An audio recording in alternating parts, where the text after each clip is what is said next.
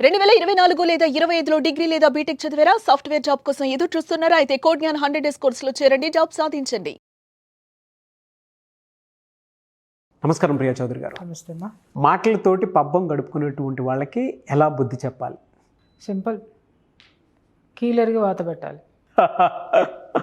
ఎందుకంటే మనం ఎదవలం నాగరాజు గారు కాదా? ట్రూ అండి. కాదా? చెప్తూనే ఉంటారు, వింటూనే ఉంటాం కదా. కదా, మనము ఆ స్వీట్కి అలవాటు, ఆ షుగర్ కోటింగ్కి అలవాటు పడిపోయాం. ఇప్పుడు చూడండి, మన ట్యాబ్లెట్లు ఉంటాయి కదా, ఈ ట్యాబ్లెట్లు చేదుగా ఉండే ట్యాబ్లెట్ వేసుకోబట్టే అని ఆ యొక్క నవరసాలు పలికించేస్తాం మన ఫేస్లో. అదే తీయగా, అందుకని ఏం చేస్తాడనంటే వాడు చాలా తెలివిగా షుగర్ కోటింగ్ వేస్తాడనమాట. దానికి తీయగా ఉంటుంది, గొంతులోకి వెళ్ళిన తర్వాత అది లోపల ఏం చేస్తుందో మనకు తెలియదు. టేస్టీ బడ్స్ ఎక్కడ ఉంటాయి? నాలుగు వరకు ఉంటాయి. ఆ నాలుగు నుంచి గొంతులోకి వెళ్ళిపోయేంత వరకు నీకు బాధ కలగకుండా దానికి ఒక షుగర్ కోటింగ్ వేసి ఇస్తాడు. లోపలికి వెళ్తుంది, ట్యాబ్లెట్ పనిచేస్తుంది, అది నీకు చాలా బాగా హెల్త్ ఇస్తుంది. ఆ sugar coating it's okay. But కొన్ని షుగర్ కోటింగ్లు ఉంటాయి అబ్బా, ఎట్లా ఉంటుంది అని అంటే మనకే తెలియకుండా అది మన శరీరాన్ని తినేస్తూ ఉంటుంది. It is just like a diabetes. అర్థమైందా? ఇది షుగర్ కోటింగ్ అయితే అది డైరెక్ట్గా షుగర్ లెవెల్స్ పెరిగిపోతాయి అన్నమాట, మనలో పెంచేస్తూ ఉంటాడు. మనకే తెలీదు. ఆ లోపల వాడి యొక్క మాటలు కానీ, వాడి యొక్క చేష్టలు కానీ, వాడి యొక్క యాటిట్యూడ్ కానీ ఎలా అయిపోతుంది అంటే, ఫస్ట్ షుగర్ కోటింగ్ బాగుంది, ఒక స్వీట్ తిను, బాగుంది 2 తిను, బాగుంది 3 తిను, 4 తిను, 5 తిను. ఒకరోజు ఇన్సులిన్ కళ్ళు తిరిగి ధనామని కింద పడతాం. ఏందిరా అని డాక్టర్ దగ్గరికి పరిగెడితే అప్పుడు చక్కగా బ్లడ్ టెస్ట్ పొద్దున్నే వచ్చాయమ్మా అని చెప్పేసాను, పరగడుపున వచ్చాయని కానీ గౌగో పరిగెడతాం, ఏముందో తెలుసుకోవాలని చెప్పేసాను. అప్పుడు చక్కగా డాక్టర్ తీసి సాయంకాలం రమ్మ నేను చెప్తాను, మళ్ళీ బాగా పీకల్లాగా దిగిని మళ్ళీ బ్లడ్ టెస్ట్ చేసుకురా అంటాడు. ఇంకొక గంట తర్వాత 2 ఇచ్చిన తర్వాత సాయంత్రం వెళ్తాం. వెళ్ళిన తర్వాత పక్క నుంచి పక్కన చెప్తుంది, ఏముండదులే, రాత్రి నిద్ర లేదు కదా, కళ్ళు తిరిగి ఉండుంటాయిలే, మొన్న అప్పుడెప్పుడో అంతకుముందు ఎప్పుడో పలానా కూరేసుకుని అన్నం తిన్నావు కదా, అది ఇప్పుడు అరుగుండి ఉండదులే. ఇలాంటివన్నీ పాపం మనకి కన్సోల్ చేస్తూ ఉంటారు. ఏం జరగదు. డాక్టర్ దగ్గరికి వెళ్ళిన తర్వాత అప్పుడు డాక్టర్ టకా టకా టకా టకా టకా టకా టకా రాసుకుంటా పోతానే ఉంటాడు హోంవర్క్. ఏందబ్బా అని చూస్తాం. అప్పుడు పొద్దున్నే తినకముందు ఒకటి, తిన్న తర్వాత ఒకటి, మళ్ళీ తినాలనుకుంటే ఇంకోటి తిన్న తర్వాత ఇంకోటి మనం తినే తిండి కంటే వేసుకునే టాబ్లెట్లు ఎక్కువ ఉంటాయి. అప్పుడు కానీ మన స్పృహ రాదు. అప్పుడైనా డాక్టర్ని అడుగుతామా, సార్ షుగర్ ఎందుకు వస్తుంది సార్ అని? అడగం. షుగర్ వచ్చిందా, నాకు షుగరు అదేదో నాకు అవార్డు వచ్చింది అన్నట్టుగా ఈ పిచ్చమొక్కల్ని ఏమనాలో అర్థంగా, నాకు షుగర్ అంట, నాకు షుగర్ వచ్చేసింది, నాకు షుగరు. అరే అది ఎందుకు వచ్చింది అడిగావా డాక్టర్ని? బ్లడ్లో కొలెస్ట్రాల్ ఎక్కువైంది. అరే కొలెస్ట్రాల్ ఎక్కడి నుంచి వస్తుంది? ఏం చేసినవరా కొలెస్ట్రాల్ పెంచుకున్నావు? కొవ్వు పెరిగింది. ఎందుకు పెరిగిందిరా? తిన్నావు. ఏం తిన్నావు? తినకూడనివి తిన్నావు. ఎంత మోతాదులో తిన్నావు, అది ఎక్కడ హోల్డ్లో పెట్టాలి, దాని గురించి నువ్వు ఒక అవగాహనకు వస్తే ఇక ముందు అవి తినాలా లేదా అనేటటువంటి ఒక అవగాహన నీకు వస్తుంది, ఒక నాలెడ్జ్ నీకు ఉంటుంది. అలాగే నీ ఇంట్లో నువ్వు పెట్టేటటువంటి మిగిలిన వాళ్ళకి తినిపించేటటువంటి ఆహార పదార్థాలు ఎంత జాగ్రత్తగా పెట్టాలనే ఒక అవగాహనకు వస్తాం. ఇక్కడ తెలుసుకోవాల్సింది ఏంటి? మనకు వచ్చిన రోగానికి మూల కారణం ఏంటో తెలుసుకోవాలి. అది తెలుసుకుంటే ఫర్దర్ జీవితం అంతా టాబ్లెట్లు లేకుండానే మళ్ళీ అదే హెల్దీ ఫుడ్ తోటి మనల్ని మనం సెట్ చేసుకోవచ్చు. అలాగే ఇక్కడ కూడా నువ్వు అన్నట్టు పబ్బం గడుపుకునే వాళ్ళని ఎలా బుద్ధి చెప్పాలి అన్నావు. వాళ్ళకి బుద్ధి చెప్పే లోపు ముందు నీ బుద్ధి నువ్వు తెలుసుకో ఫస్ట్. వాడు వస్తున్నాడు, మనకు షుగర్ కోటింగ్ ట్యాబ్లెట్లు వేస్తున్నాడు. మనం ఏమనుకున్నాం, వాడు ట్యాబ్లెట్లు వేస్తున్నాడు అని అనుకుందాం మనం. కానీ చివరికి వాడు వేసింది ఏంటి అని అంటే షుగర్ గోళీలు వేసాడు. చక్కగా దాన్ని ఏమంటారు, పేస్ట్రీ కేకులు పెట్టాడు. ఆ కొవ్వు తిని లోపల షుగర్ వెళ్ళి అది కాస్త ఎక్కడ కూర్చోవాలో అక్కడ బ్లడ్లో కూర్చుంది, కొలెస్ట్రాల్ పెరిగిన తర్వాత దాని నుంచి ప్రమాదం వచ్చింది. అప్పుడు కూడా ఏం చేస్తాము, సింపతి గెయిన్ చేసుకుంటాం తప్ప మూల కారణం ఎతకము. మూల కారణం ఎప్పుడైతే వెతుకుతామో అప్పుడు ఆ రోగానికి చెక్ పెడతాం నాగరాజ్ గారు. ఇక్కడ ఏమవుతుంది, ఇక్కడ ఇట్లాగే మనకి మభ్యపట్టి ఏమార్చి మనకి మాటలు చెప్పి ముఖస్తుతి కోసం చెప్పో, లేకపోతే ఇంకొకటి చెప్పో, ఏమార్చో మాటలు చెప్పేటటువంటి వాళ్ళు, లేకపోతే మోసం చేసేటటువంటి వాళ్ళు ఎంతవరకు చేస్తున్నారు. ఒకసారి మోసపోయావు, మొహమాటం వస్తుంది, చివరికి నాశనం అయ్యేది ఎవరు? నువ్వే. వాడి యాటిట్యూడ్ తెలియనంత కళ్ళు మూసుకుపోయి ఉన్నాయి అని అంటే పబ్బం గడుపుకునేవాడు తప్ప, లేకపోతే వాడు పబ్బం గడుపుకుంటానికి అన్నీ ఇచ్చిన నీది తప్ప? అన్నీ ఇచ్చినోడు కదా. రియలైజేషన్ అనేది ఎవరిలో రావాలి? ఫస్ట్ మనలో రావాలి. అరే ఆడు పబ్బం ఆడు గడిపేసుకుని వెళ్ళిపోతాడు అని అంటే వాడికి చెక్ పెట్టు. వాడు గడపలోకి రాగానే చెక్ పెట్టు. అలాగే మొగుడు అనుకో, గదిలోకి రాగానే చెక్ పెట్టు. అబ్బా భలే చెప్తారండి కొంతమంది కబుర్లు, మామూలే చెప్పరు. అంతే కదా, మామూలుగా ఉండదు తెలుసా.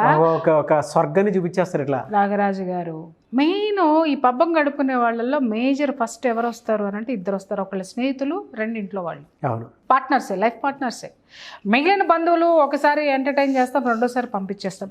ఈ రెండే మనకి ఒక పట్టాన తెగనటువంటివి. స్నేహితులు, రెండోది మన బంధం. ఏది? భార్య భర్త కానీ, భర్త భార్య కానీ. వీళ్ళు ఎలా ఉంటుంది అనుకోండి, భార్యకి పెళ్ళానికి ఏదన్నా అవసరం ఉంది, ఒక డైమండ్ నెక్లెస్ చేయించుకోవాలి అనగానే ఎక్కడ లేని ప్రేమ భర్త మీద వచ్చేస్తుంది.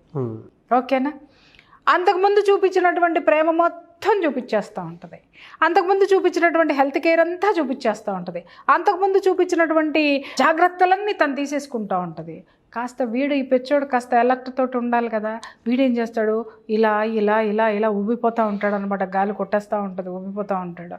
చివరికి ఏమవుతుందో పీక్ స్టేజ్కి వెళ్ళిపోయిన తర్వాత ఏం కావాలమ్మలో నీకు అని అంటే, ఏమంటే నిన్న డైమండ్ ఎగ్జిబిషన్కి వెళ్ళాను, ఆ నెక్లెస్ కొనుక్కోవాలనుకుంటున్నానంటే, పిచ్చిదానా నా గురించి ఇంత పట్టించుకుంటున్నావు? డైమండ్ నెక్లెస్ పెళ్ళాం చెప్పు వేసాడు. డైమండ్ నెక్లెస్ వచ్చేసింది కదా. ఈవిడ ఆ డైమండ్ నెక్లెస్ మరి వేసుకున్నది ఊరికనే ఉంటుందా? ఇలా పెట్టి ఒక ఫోటో, ఇలా పెట్టి ఒక ఫోటో, ఫేస్బుక్లో ఒకటి పెడుతుంది, స్టేటస్లో ఒకటి పెడుతుంది, ఇంకో చోట పెడుతుంది, అన్ని చోట్ల పెట్టేస్తూ ఉంటుంది. ఆ బిజీలో ఉంటుంది. రోజు ఇక్కడేంటి 5:30కి ఆయన లెగిస్తే 5:25 కల్లా కాఫీ కప్పు పట్టుకొని ఇలా నుంచున్నాయి ఆవిడ. ఈయన 5:30కి లేచిన 7:30కి కూడా ఆవిడ తవలదు. కారణం ఏంటి? ఆవిడ కావాల్సింది వచ్చేసింది. దాన్ని ప్రదర్శించుకుంటానికి పెళ్ళిళ్ళు ఎత్తుకేసుకుంటుంది, పేరెంటాళ్ళు ఎత్తుకేసుకుంటుంది, ఫేస్బుక్లో ఎత్తుకేసుకుంటుంది, లైక్లు ఎత్తుకేసుకుంటుంది, అన్నీ ఎత్తుకేసుకుంటుంది. అర్థమైందా? వీడు తెలుసుకోవాలి కదా. అవును. ఆ నిమిషానికి ఆ నిమిషము ఆ మనిషిని మార్చో నువ్వు తన పబ్బం. సార్ ఇక్కడ నేను భార్యల్ని తప్పు పట్టట్లేదండి. అవసరం కోసం మాత్రమే కొంతమంది ప్రేమలు చూపించేస్తూ ఉంటారు. అది హస్బెండ్కి తీరని గాయం అవుతుంది. నా దగ్గరికి వచ్చే కంప్లైంట్స్ ఇవే నాగరాజు గారు. ఏమంటే ఏదన్నా కావాలన్నప్పుడు ప్రేమగా వచ్చేస్తుందండి, ఆ తర్వాత ఉండదు. ఏమంటే మీ భార్యతో మీ భార్య మీతో ఎప్పుడు? మా భార్య చాలా ప్రేమగా ఉంటుందండి, బాగానే ఉంటుందండి అంటారు. ఏమంటే ఎప్పుడు ఉంటుందో చెప్పండి అంటారు. వాళ్ళు చెప్తారు, ఏమండి నాకు పలానప్పుడు బాగా సేవలు చేసిందండి. ఆ సేవలు చేయక ముందు మీరేం గిఫ్ట్లు ఇచ్చారు? సేవలు చేసిన తర్వాత ఆవిడకి ప్రతిఫలం ఏమి ఇచ్చారు? ప్రతిఫలం అడుగుతారు, గిఫ్ట్లు అడుగు. వాళ్ళు చెప్తారు, ఇది ఆవిడ అడిగిందా, మీరు ఇచ్చారు? ఎప్పటి నుంచో అడుగుతుందండి, నేను ఇచ్చానండి. దాని తర్వాత మళ్ళీ లేదండి, మళ్ళీ ఎప్పటికీ, మళ్ళీ ఇంకొకటి ఏదన్నా. అప్పుడు ఆ బేరీ చేసుకుంటూ వస్తే చాలా కేసులు ఏమవుతుందంటే వాళ్ళ టార్గెట్లే కనిపిస్తూ ఉంటాయి. ఇక్కడ భర్త విషయానికి వద్దాం నాగరాజు గారు. ఇక్కడ ఎలా ఉంటుందంటే, అమ్మ బాబు వస్తారు, రావద్దని నేను అనట్లే, రావాలి. ప్రేమగా చూసుకునే కోడళ్ళ విషయంలో అసలు విభేదాలు అనేదే ఉండదు. వాళ్ళు ఈమె నెత్తినెక్కి తొక్కేటటువంటి క్యారెక్టర్లు అనుకుందాం, లేకపోతే బంధువులు అనుకుందాం, లేకపోతే ఇంకో తన తరపున ఏదన్నా పని జరగాలి అంటే అప్పటి వరకు భార్య అంటే నించో, కూర్చో, పక్కకెళ్ళు, అది చేయి, ఇది చేయి అనుకునేవాడు. ఈయనకి ఆవిడ ఆస్తి ద్వారానో, ఆవిడ తెచ్చిన కట్నం ద్వారానో, లేకపోతే ఆవిడ ఒంట్లో ఉన్న నగల మీదో, లేకపోతే ఆవిడ జీతం ద్వారా వచ్చే లోనో, లేకపోతే ఇంకేదన్నానో అవసరాలు ఉన్నాయి అనుకుందాం, నాగరాజు గారు చూపించేస్తాడు ప్రేమ. చెప్పొద్దు సార్, సాయంత్రం అయ్యేసరికి మల్లెపూలతో మొదలు పెడితే చీరలు తీసిచ్చేదాకా విపరీతమైనటువంటి. అప్పటి వరకు ఏమండి ఒక గంట బయటికి వెళ్ళొద్దామనండి అంటే, ఎక్కడికి వెళ్ళాలి, వెళ్ళాలి అని పాజమొహం వేసుకుని, లేకపోతే నోట్ ఏదో దౌర్భాగ్యం అన్నీ వేసుకొని నవ్వులుకుంటూ టీవీలు చూసుకునేటోడు కాస్త వాడి అవసరం తీరేంత వరకు, ఎరా బయటికి వెళ్దామా, నీకేదన్నా కావాలా, తీసుకోరా, కొనుక్కోరా అనగానే ఇవిడ ఉబ్బి తబ్బిబ్బైపోయి కరెక్ట్గా ఆవిడ స్పృహ లేనటువంటి టైం చూసిన తర్వాత వాడికి ఏం కావాలో అది తీసేసుకుంటాడు. అది సంతకాలు కావచ్చు, ఆస్తుల సంతకాలు కావచ్చు, నగల పట్వారీ కావచ్చు, లేకపోతే ఆవిడ పేరు మీద ఉన్నటువంటి ఫిక్స్డ్ డిపాజిట్లు కావచ్చు, లేకపోతే ఆవిడకి సంబంధించినటువంటి లోన్లు కావచ్చు, ఏదైనా అయిపోద్దా సార్? ఇట్లా చేతిలో పడగానే మారిపోతాడు సార్. నిజంగా వికృత రూపం. నిజంగా చెప్తున్నాను నాగరాజు గారు, ఇట్స్ ట్రూ. వికృతం ఇట్లా కనిపించేస్తుంది అనమాట. కనిపించేసి మళ్ళీ ఆ పాత స్వరూపం ఇక్కడ కనిపించేస్తుంది.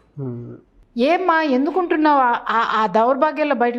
ప్రేమగానే ఉంటారండి, ప్రేమ ఉందండి నా మీద. ఎప్పుడుంది చెప్పు? సంతకాలు పట్టించుకునేటప్పుడు. ఎప్పుడుంది చెప్పు? నగలు కావాల్సి వచ్చినప్పుడు. ఎప్పుడుంది చెప్పు? వాళ్ళ వచ్చినప్పుడు నువ్వు ఊడిగం చేయాల్సి వచ్చినప్పుడు. అప్పుడు మాత్రమే ఉంటుంది వీళ్ళకి ప్రేమ. వాళ్ళ పబ్బం గడుపుకోవడం కోసం మాత్రమే ఆ టెంపరీగా మాటలు చెప్పేసేసి ఆ పనిని వాళ్ళతో చేంజ్ చేసుకొని బయటపడిపోతారు. చూసారండి, ఇలాంటి వాళ్ళు ఎలాంటి వాళ్ళంటే స్లో పాయిజన్ కన్నా భయంకరమైనటువంటి వాళ్ళు. ఎందుకంటే వీళ్ళని వదలలేము, తగిలించుకోలేము. స్లో పాయిజన్ ఎలా ఉంటుంది సార్? బయటికి దాన్ని నిర్ధారించలేము. స్లో పాయిజన్ తెలుసా? పెద్ద పెద్ద వాళ్ళందరూ దాంతో చచ్చిపోయినారు సార్. ఎందుకంటే దానికి ఆధారాలు దొరకవు, ప్రూవ్ చేయలేము మనం వాటిని. ప్రూవ్ చేయాలంటే ఇట్ టేక్స్ టైం. ఇంకొకటి, ఆ ఇచ్చేవాడు మనకు నమ్మకస్తుడే అయి ఉంటాడు. అర్థమైందా? ఆడు ఎందుకు ఇస్తాడు అనంటే వాడికి ఎక్కడ ఆనవాళ్ళు దొరకకుండా ఉండడానికి. ఇలాంటి వాళ్ళు కూడా ఇంతే. వాళ్ళ పబ్బం గడుపుకోవడానికి మనకి స్లోగా షుగర్ కోటింగ్ అనేటటువంటి పాయిజన్ని ఇంజెక్ట్ చేస్తూ ఉంటారు. అది మనకి డయాబెటీస్గా మారుతుందా లేకపోతే డైనమిక్ ఎనర్జీగా మారుతుందా అనేది మాత్రమే మనం గుర్తుపెట్టుకోవాలి. దాన్ని విఘ్నతతోటి ఆలోచించి దాన్ని అర్థం చేసుకునేటటువంటి లెవెల్స్ మనకు ఉండాలి. లేకపోతే వాళ్ళు మన టైంనే కాదు, మన డబ్బునే కాదు, మన జీవితాన్ని కూడా మింగేసేటటువంటి క్షణాలు చాలా ఉంటాయి నాగరాజు గారు. ఆ పరిస్థితుల్లో ఆ ప్రమాదాలు ఉంటాయి. ఆ ప్రమాదాలని పసిగట్టి వాళ్ళు స్వార్థంతో వస్తున్నారా, వాళ్ళ పబ్బం గడుపుకోవడానికి మీకు ఈ పనులు చేస్తున్నారా, నిస్వార్థంగా చేస్తున్నారా అనేటటువంటి వివేకాన్ని మీరు అలవర్చుకొని దాని నుంచి ఓవర్కమ్ అయ్యే ప్రయత్నాలు చేయండి. తప్పకుండా అండి. Thank you so much Priya Chowdary గారు. Thank you.